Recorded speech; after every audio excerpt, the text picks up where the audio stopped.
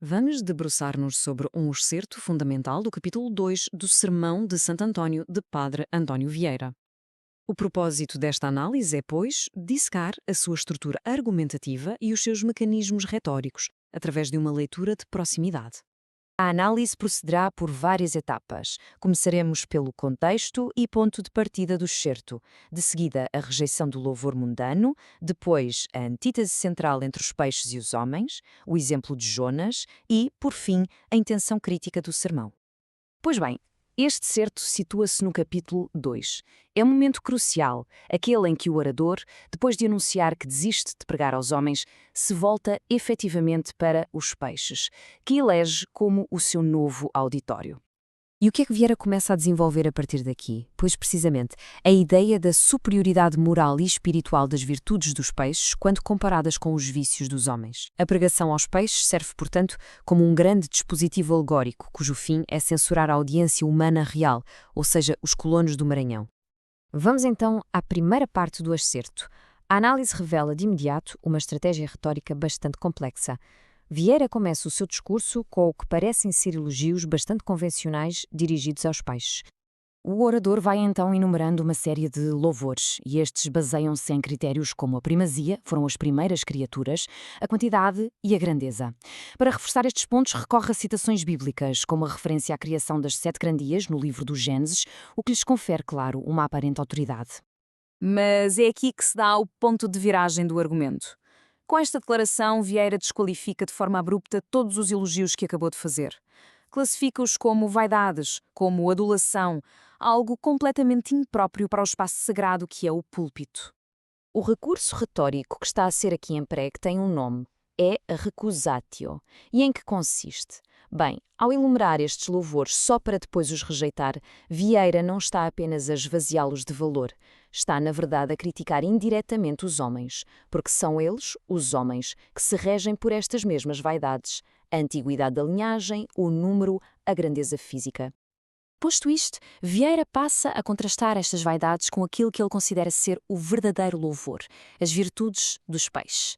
E a primeira virtude a ser destacada é a da obediência, que vai servir de base à grande antítese do sermão.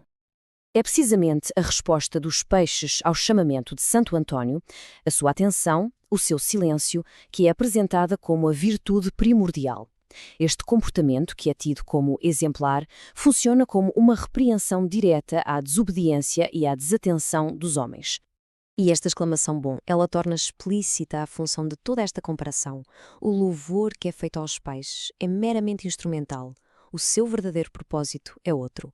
É gerar afronta e confusão na audiência humana, expondo, por contraste, as suas falhas morais. O que Vieira constrói aqui é uma antítese profundamente paradoxal. Vejamos. Por um lado, os homens, que são dotados de razão, agem de forma irracional, como autênticas feras. Por outro, os peixes, que são seres irracionais, comportam-se de um modo ordeiro, obediente, como se tivessem entendimento. O resultado é uma inversão completa da hierarquia natural.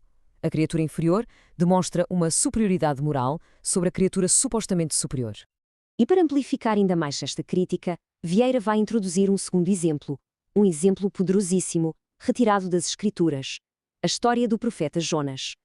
Esta narrativa é decomposta numa sequência de ações que põe em contraste, de forma muito clara, a crueldade humana com a função salvífica do peixe. Pensemos nisto. Os homens rejeitam o portador da salvação, lançam-no ao mar. O peixe, por sua vez, torna-se um instrumento da providência divina, para que essa mesma salvação se possa concretizar. Esta interrogação retórica funciona de facto como o clímax do exemplo de Jonas. Ela serve para sublinhar o paradoxo moral profundo que Vieira acabou de construir. Aqueles que mais deveriam procurar a salvação são os mesmos que expulsam os seus agentes. A conclusão que se extrai deste paralelo bíblico é, portanto, absolutamente devastadora. O comportamento dos homens é apresentado como sendo contrário não apenas à razão, mas, e mais grave, ao seu próprio e fundamental interesse espiritual. Chegados a este ponto, é necessário então conectar esta análise mais detalhada aos objetivos gerais do Sermão de Santo António. A questão que se impõe é, então, qual a finalidade última de toda esta complexa construção alegórica? Bem, Em primeiro lugar, a alegoria dos peixes permite a Vieira criticar os vícios dos seus ouvintes de uma forma indireta, mas muito incisiva. Ao inverter a ordem natural onde o homem deveria ser o ser superior, o pregador consegue expor a degradação moral da sua audiência. Este excerto demonstra, em suma, a enorme mestria retórica de Vieira. Ele utiliza a sátira e uma lógica paradoxal como ferramentas de instrução moral e, com isso, constrói uma alegoria absolutamente duradoura sobre a recusa do ser humano em ouvir a palavra divina.